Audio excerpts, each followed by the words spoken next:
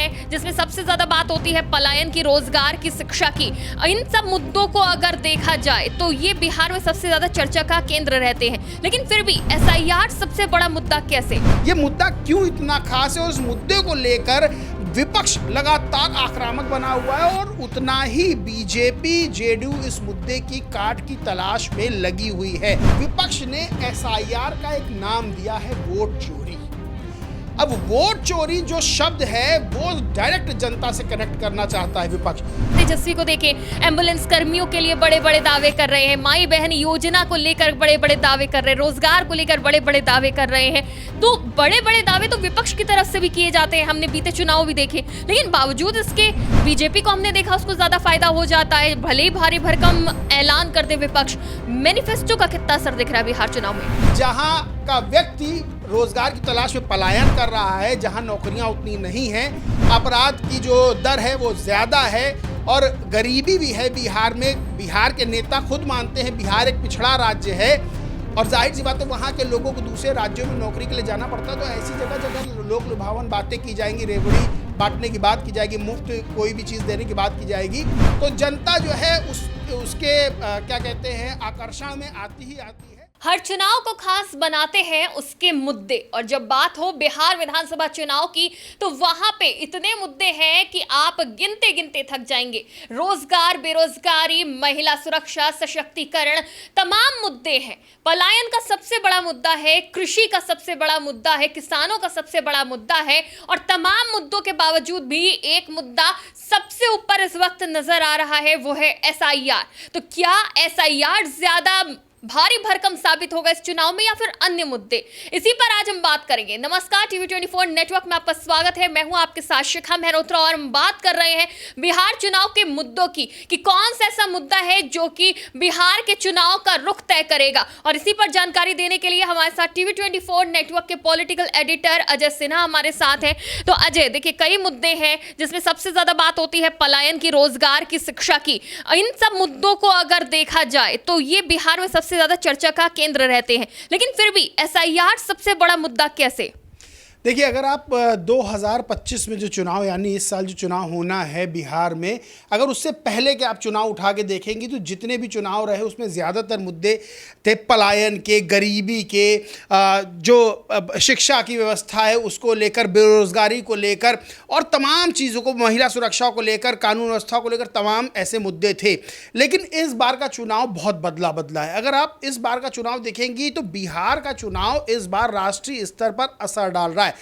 असर डालने की जो सबसे बड़ी वजह है वो है एसआईआर। मेरा ऐसा मानना है कि एसआईआर यानी कि स्पेशल इंटेंसिव रिवीजन जो है वो सबसे बड़ा मुद्दा बनकर सामने आया है। ऐसा मैं क्यों मानता हूं इसके बारे में भी आपको बताऊंगा। लेकिन इस वक्त बिहार के चुनाव की चर्चा पूरे देश में हो रही है और बिहार का चुनाव बहुत कुछ आगे के लिए तय करने वाला है। यह मुद्दा क्यों इतना खास है और उस मुद्दे को लेकर विपक्ष लगातार आक्रामक बना हुआ है और उतना ही बीजेपी जेडीयू इस मुद्दे की काट की तलाश में लगी हुई है। मैं ऐसा क्यों कह रहा हूं, चलिए 2024 के लोकसभा चुनाव में चलते हैं। जब 2024 का लोकसभा चुनाव था, 2024 के लोकसभा चुनाव में विपक्ष ने एक मुद्दा उठाया ये कि बीजेपी संविधान बदल देगी। बीजेपी लगातार कह रही थी कि हम 400 पार अब की जाएंगे, यानी अब की बार 400 पार। विपक्ष ने कहा कि जब 300 के अंदर सीटें आ जाएंगी, 300 सीटें आ जाएंगी, पूर्ण बहुमत की सरकार बन जाएगी, तो फिर 400 पार की मांग क्यों कर रही है बीजेपी? विपक्ष ने कहा कि बीजेपी 400 पार की मांग इसलिए कर रही है क्योंकि वो संविधान बदलना चाहती है। जो दलित हैं, शोषित हैं, वंचित हैं, अल्पसंख्यक हैं, पिछड़ा, अति पिछड़ा हैं, उनका जो हक है वो खत्म कर देना चाहती है। और जब आप 2024 का रिजल्ट उठा के देखेंगे, जब रिजल्ट सामने आया तो बेहद चौंकाने वाला था। बीजेपी 240 सीटों पर सिमट के रह गई। दरअसल विपक्ष ने अपनी बात अंतिम पायदान तक पहुंचा दी थी, अंतिम व्यक्ति तक पहुंचा दी थी। और जब वोटिंग हुई तो उस अंतिम पंक्ति में, यानी पंक्ति में जो अंतिम व्यक्ति खड़ा था, उसने अपने वोट की ताकत का इस्तेमाल किया और बीजेपी को झटका लगा और उत्तर प्रदेश के अंदर बीजेपी बीजेपी को तगड़ा झटका लगा, बीजेपी 33 सीटों पर आ गई। अब आप समझिए कि किसी बात को, अगर किसी मुद्दे को बार बार उठाया जाता है जनता के बीच, तो बहुत बड़ा इंपैक्ट डालता है, सोच से बड़ा इंपैक्ट डालता है। अब अगर हम बिहार चुनाव की बात करें तो एसआईआर, अच्छा कुछ सवाल इसको लेकर ये खड़े हो रहे हैं कि एसआईआर यानी स्पेशल इंटेंसिव रिवीजन थोड़ा सा टिपिकल है, लोगों को समझ में आएगा कि नहीं आएगा, लोग उससे डायरेक्ट कनेक्ट कैसे होंगे। जैसे बेरोजगारी हो गई, महिला सुरक्षा हो गया, कानून व्यवस्था हो गया, पलायन का मुद्दा हो गया, स्वास्थ्य का मुद्दा हो गया, सफाई का मुद्दा हो गया। ये मुद्दे हैं जिससे डायरेक्ट जनता कनेक्ट हो जाती है, जनता को समझ में आ जाता है कि हाँ ये मुद्दे हैं, ये हमसे जुड़े मुद्दे हैं। यानी हम कोई ऐसी सरकार आएगी जो हमें शिक्षा देगी, जो हमें स्वास्थ्य देगी, जो कानून व्यवस्था को बेहतर कर देगी, जो महिला सुरक्षा की व्यवस्था कर देगी, हमें जब रोजगार देगी तो पलायन नहीं होगा। बिल्कुल ठीक बात है, लेकिन विपक्ष ने एसआईआर का एक नाम दिया है वोट चोरी। अब वोट चोरी जो शब्द है वो डायरेक्ट जनता से कनेक्ट करना चाहता है विपक्ष। एसआईआर के विरोध में, यानी स्पेशल इंटेंसिव रिवीजन यानी मतदाता पुनरीक्षण अभियान के विरोध में एक आरोप लगाया गया वोट चोरी का, और वोटर अधिकार यात्रा निकाली गई। राहुल गांधी ने जब वोटर अधिकार यात्रा तेजस्वी के साथ और अपने अन्य साथियों के साथ मिलकर निकाली तो ये संदेश दिया कि जो बीजेपी है, जो जेडीयू है, वो चुनाव आयोग के साथ मिलकर वोट चोरी कर रहे हैं, और ये बात विपक्ष लगातार जनता तक पहुंचा रहा है। अब ये जो सवाल उठ रहा था कि क्या एसआईआर से आम लोग कनेक्ट हो पाएंगे, उनको तो समझ में नहीं आएगा एसआईआर क्या है और भाई पुनरीक्षण अभियान क्या है, स्पेशल इंटेंसिव रिवीजन क्या है, थोड़ा अंग्रेजी का शब्द है। और बिहार में जब चुनाव होता है तो खाटी चुनाव माना जाता है, एकदम देसी चुनाव माना जाता है, लेकिन जब वोट चोरी का शब्द आता है तो तुरंत जनता कनेक्ट करने लगती है। क्या हमारा वोट चोरी हो रहा है, क्या हमारे वोट पे डाका डाला जा रहा है, क्या हमें अब वोट डालने का मौका मिलेगा कि नहीं मिलेगा। ऐसा तो नहीं कि चुनाव हो तो हमें वोट डालने का मौका ना मिले, हम जब जाएं तो वहाँ लिस्ट में हमारा जो है सूची में हमारा नाम ना हो। ये तमाम तरह के सवाल जनता के मन में खड़े होने लगे जब विपक्ष ने बताया कि वोट चोरी आपकी वोट चोरी की तैयारी हो रही है, वोट चोरी आपकी की जा रही है। 65 लाख वोटर्स का एक आंकड़ा दिया गया। तो मेरा ये मानना है कि इस बार बिहार विधानसभा चुनाव में सारे मुद्दे बड़े हैं, लेकिन सबसे जो बड़ा मुद्दा है वो सबसे बड़ा मुद्दा एसआईआर यानी कि वोट चोरी का है। और इसको लेकर जिस तरह संविधान वाले मामले को लेकर, जब वोट चोरी आपका होगा जाहिर बात है संविधान खतरे में है। विपक्ष यही बताना चाहता है, और लोकसभा चुनाव में ट्रस्टेड फॉर्मूला है, यानी कि पास हो चुका है फॉर्मूला। और बिहार चुनाव में वोट चोरी की जो बात कही जा रही है, जो टर्म वोट चोरी का लाया गया है, उसको लेकर विपक्ष अब बीजेपी को और जेडीयू को घेर रहा है, और इसीलिए मैं मानता हूँ सबसे बड़ा मुद्दा है। यानी कि संविधान खतरे में है, जिस तरह से ये बताया था, और उत्तर प्रदेश में एक अच्छा प्रदर्शन करा था विपक्ष ने, इंडिया अलायंस ने। अब वही मुद्दा उठाया जा रहा है, बस इसका नाम बदल दिया है, एसआईआर कर दिया है, वोट चोरी बताया जा रहा है, और जनता को ये समझाने की कोशिश करी जा रही है कि संविधान पर किस तरह से खतरा है, आपका वोट किस तरह से चोरी हो रहा है। लेकिन बावजूद इसके हम हर चुनाव में देखते हैं, जब चुनाव के बाद निष्कर्ष निकलता है तो हम देखते हैं 50, 55, ज़्यादा से ज़्यादा 60% की ही वोटिंग होती है। कई बार हम देखते हैं कि लोग किसी भी वजह से घरों से ही नहीं निकलते हैं वोट देने के लिए, या फिर उनका वोटर लिस्ट में नाम नहीं होता है। कई चीज़ों की वजह से प्रॉपर वो प्रतिशत अब नहीं देखने को मिलता जो पहले के समय में देखने को मिलता था। भले ही सरकार, चुनाव आयोग कितनी भी कोशिश कर ले लोगों को जागरूक करने की, वो परसेंटेज अभी हमारे सामने नहीं आता है। ऐसे में जब वोट चोरी का मुद्दा उठाया जा रहा है, क्या इसके बाद हताश हो जाएगी जनता, निराश हो जाएगी? वो तो समझेगी कि भाई पता नहीं वोटर लिस्ट में हमारा नाम आया हो ना आया हो। क्या अब इस मुद्दे को इतना उठाने के बाद घर से बाहर निकलेगी जनता या फिर नहीं निकलेगी? क्या ये देखने जनता जरूर इस बार निकलेगी कि हमारा वोट तो चोरी नहीं हुआ है? बहुत अच्छा सवाल आपने किया कि वोट चोरी का जो मुद्दा उठाया जा रहा है और जिस तरह से कम वोटिंग प्रतिशत जाता है हर चुनाव में, चुनाव आयोग कितनी मेहनत कर ले, लोगों से कहता रहे, तमाम तरह के अभियान चलाए जाएं कि आप अपने घर से निकलकर वोट दीजिए। तो क्या इस बार जब वोट चोरी का मुद्दा उठा है, जब एसआईआर का मुद्दा उठा है, तब क्या जनता वोट करेगी? ये अच्छा सवाल है। दरअसल लोगों के अंदर एक कौतूहल नाम की चीज़ होती है। कौतूहल नाम की चीज़ ये होती है, उदाहरण के लिए आप मान लीजिए कि आपके एरिया में एक गाड़ी बहुत पहले से खड़ी रहती हो, 50 साल पुरानी गाड़ी हो, और आप उसको कम से कम 10-15 साल से देखती आ रही हूँ, जब आप जाती हो रास्ते में उसको खड़ा देखती हो, लेकिन अचानक वो गाड़ी नहीं खड़ी हो मानिए, तो आपके मन में एक जिज्ञासा पैदा होगी कि गाड़ी रोज़ तो यहाँ खड़ी रहती थी, आज क्यों नहीं खड़ी है? क्या ये गाड़ी बिक गई या गाड़ी ये चोरी हो गई? आखिर गई तो कहाँ गई? आपने 15 सालों तक उस गाड़ी के बारे में कभी जानकारी नहीं ली, लेकिन जब वो नहीं मिलेगी आपको तब उसके बारे में आप ज़रूर जानकारी लेंगे। एक आध लोगों से पूछेंगे वो गाड़ी खड़ी हो तो क्यों नहीं गई। इसको कहते हैं जिज्ञासा, और मन बड़ा जिज्ञासु होता है। अब जब वोट चोरी का जो मामला आया है, जो जनता के मन में ये बात विपक्ष ने पहुंचा दी है कि आपका वोट चोरी और आपका नाम कट गया है, अब ये बात जनता के मन में जिज्ञासा पैदा करेगी। जाहिर सी बात है, जैसे ही शुरुआत होगी, जैसे ही लिस्ट आएगी, जैसे ही जो पर्ची आती है वो घर में आएगी, या जो बस्ते लगते जिन्हें कहते हैं चुनाव के समय, उसमें जब लिस्ट आती है, इंसान ज़रूर जाएगा देखने की क्या भैया राहुल गांधी कह रहे थे वोट चोरी का, देखे हमारा तो चोरी नहीं हो गया है हमारा वोट। या हम जो विपक्ष ने आरोप लगाया, जो लिस्ट सामने लाए कि एक मकान में हजार वोटर हैं, 500 वोटर हैं, 100 वोटर हैं, तो हम देखें हमारे मकान नंबर में कितने वोटर हैं। ऐसा तो नहीं कि पड़ोसी वाले का नाम हमारे मकान में दे दिया हो। ये जिज्ञासा पैदा होती है और इसको लेकर लोग निकलते हैं बाहर, देखने जाएंगे। तो ऐसा माना जा रहा है कि ये जो वोट चोरी का मामला है, जो आरोप लगे हैं, इसको लेकर लोग ज़्यादा से ज़्यादा वोट डालने जा सकते हैं। पहले वोट पता करने, और जब वोट होगा तो कहेगा आदमी चलो भाई 10 कदम और पर चल के वोट डाल देते हैं।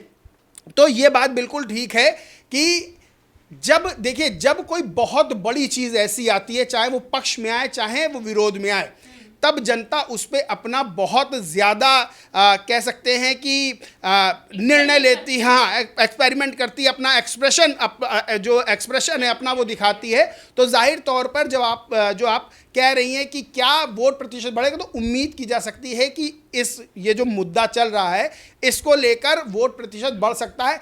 बहरहाल ये तो चुनाव आयोग काम है कि वो जनता को जो है लगातार जागरूक करे, और जनता भी अब जागरूक हो रही है, अपने वोट की ताकत पहचान रही है। वोट की ताकत पहचान रही, तभी लोकसभा चुनाव में संविधान का मुद्दा सबसे बड़ा मुद्दा बनकर आया था, और संविधान से जुड़ा ही वोट का मामला है, क्योंकि वोट संविधान ही हमको वोट का अधिकार देता है। तो जाहिर सी बात है, जब विपक्ष ने वोट चोरी का जो मुद्दा बनाया है, वो असर बिहार चुनाव में डाल सकता है। यानी कि राहुल गांधी का जो ये मिशन है वो लोगों में जागरूकता पैदा करेगा, जिसकी वजह से लोग खुद जाएंगे इस चीज को जज करने अपने पोलिंग बूथ पर कि वहां पे उनका वोटर लिस्ट में नाम है नहीं है और कटा है। तो इस बार ये जरूर पोलिंग बूथ पर देखने को मिलेगा कि भाई देखो हमारा नाम कट गया है, हम इतने सालों से वोट कर रहे थे, यहाँ पे वोट चोरी हुई है। तो वोट चोरी हुई है नहीं हुई है, इस बार बिहार की जनता को तय करने का ये मौका मिल जाएगा।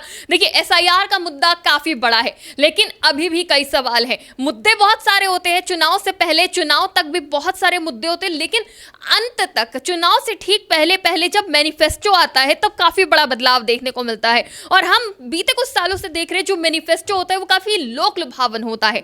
मुफ्त बिजली की बात, मुफ्त राशन की बात, मतलब जो मुफ्त की रेवड़ियां होती हैं, स्वास्थ्य सुविधाएं होती हैं, रोजगार का मुद्दा बड़ा होता है कि हम इतनी रोजगार दे देंगे, 5 सालों में इतना रोजगार देंगे।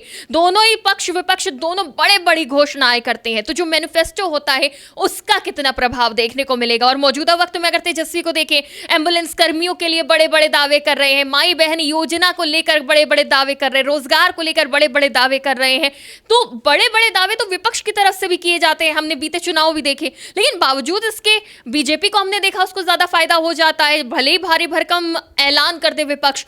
मैनिफेस्टो का कितना असर दिख रहा है बिहार चुनाव में? देखिए, मैनिफेस्टो का असर तो चुनावों में दिखता है। किसी भी आप राज्य का चुनाव उठा के देख लीजिए, जाहिर सी बात है जब मैनिफेस्टो आता है तो ये पता चलता है कि अगर हम सरकार में आएंगे तो हमारी ये योजनाएं इस तरह से काम करेंगे।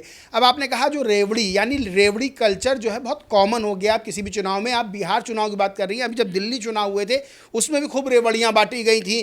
कहा गया था हम महिलाओं को इतना रुपया देंगे। उसके बाद तमाम तरह के सवाल भी खड़े हुए कि बीजेपी सरकार बन गई, महिलाओं को पहली कैबिनेट में पास होना था, रेखा गुप्ता ने कहा था, लेकिन पहली कैबिनेट जो है होती है वो पास नहीं होता। महिलाओं को शायद 2500 रुपये देने की कोई बात हुई थी। तो तमाम तरह की बातें हैं, फ्री राशन, फ्री बिजली, फ्री जो है पैसा, फ्री बस यात्रा, ट्रेन यात्रा, तमाम तरह की चीज़ें सामने आती हैं और इसका असर देखने को मिलता है। एक ठीक ठाक आबादी पे इसका असर देखने को मिलता है। लेकिन अब जब से दोनों ही धड़े फ्री रेवड़ियाँ बांटने की जो ऐलान है, जो लोक लुभावन बातें हैं वो करने लगे हैं, तो फिर इसका असर जो है बहुत ज़्यादा एक तरफा देखने को नहीं मिलता है। हाँ, चूँकि बीजेपी इस तरह से इंसान कनेक्ट करता है कि अगर राज्य में इनकी सरकार आई, अगर इनको फंड कमी हुई तो केंद्र में बीजेपी की सरकार है, यानी कि वो फंड की कमी नहीं होने को जाएगी। आपने देखा होगा बहुत से ऐसे राज्य आरोप लगाते हैं कि हमारे साथ केंद्र भेदभाव करता है, हमें उतना पैसा नहीं देता है, और जहां बीजेपी की सरकार है वहां पे पैसा देता है। तो तमाम तरह की चीज़ें नज़र आती हैं। और देखिए अभी आप देखेंगे प्रधानमंत्री नरेंद्र मोदी का 36,000 करोड़ की सौगात दे दी चुनाव से पहले, और इसी तरह से फ्री बिजली, फ्री राशन और तमाम तरह के महिलाओं खाते में पैसा, तो ये सभी राजनीतिक दल करते हैं।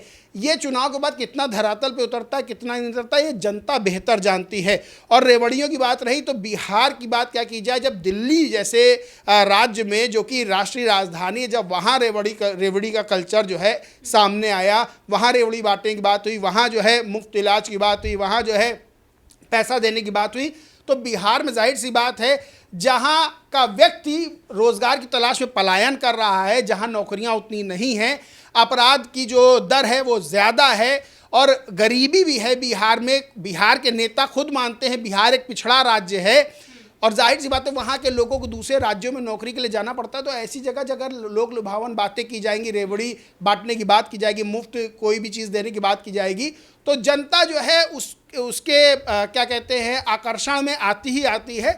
लेकिन इतना बड़ा उसका असर नहीं होता है अगर मुद्दे नहीं हैं चुनाव में। वैसे तो मुद्दे होते हैं, लेकिन अगर बहुत बड़ा कोई मुद्दा नहीं है तब ये होता है कि ये असर कर जाए। लेकिन अगर आपके पास पहले से ही कोई बड़ा मुद्दा बना हुआ है जिसके इर्द गिर्द चुनाव घूम रहा है, जैसे लोकसभा चुनाव में संविधान के इर्द गिर्द पूरा चुनाव घूमा था और वहीं घूमते घूमते चुनाव पूरा खत्म हो गया और रिजल्ट सामने आ गया, तो जो बिहार का चुनाव है वो SIR यानी वोट चोरी के आसपास ही घूम रहा है। तो जब बड़ा मुद्दा पहले से स्थापित है, केंद्र में वही है, तो फिर इतना असर योजनाओं का, देखिए योजनाओं का असर होता है लेकिन उतना असर नहीं होगा जितना ये जो मुद्दा है इसका होना है। जी बिल्कुल, बहुत बहुत शुक्रिया अजय। तो देखिए कई मुद्दे हैं बिहार चुनाव में, वो चाहे शिक्षा हो, रोजगार हो, पलायन का मुद्दा हो, कृषि क्षेत्र से जुड़ा हुआ हो, स्वास्थ्य से जुड़ा हुआ हो, या फिर अपराध से जुड़ा हुआ हो, या फिर संविधान बचाना, वोट चोरी से जुड़ा हुआ हो। मुद्दे कई है बिहार में। और एक और सबसे बड़ा मुद्दा है, देखिए हम हर मुद्दे पर बात कर रहे हैं,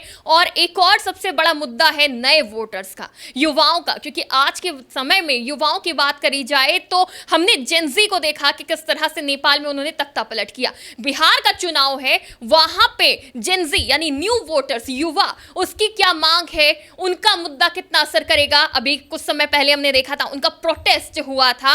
तमाम मुद्दे हैं, शिक्षा का है, रोजगार का है, इन तमाम मुद्दों पर हम अगली चर्चा करेंगे। लेकिन जिस तरह से अभी हमने SIR पर चर्चा करी कि SIR इस वक्त सबसे बड़ा मुद्दा नजर आ रहा है, तो इस पर अपनी राय जरूर दीजिएगा। और अगली चर्चा युवाओं से जुड़ी हुई, उनके हक से जुड़ी हुई, उनके रोजगार से जुड़ी हुई, उनकी मांगों से जुड़ी हुई देखने के लिए देखते रहिए TV24 नेटवर्क।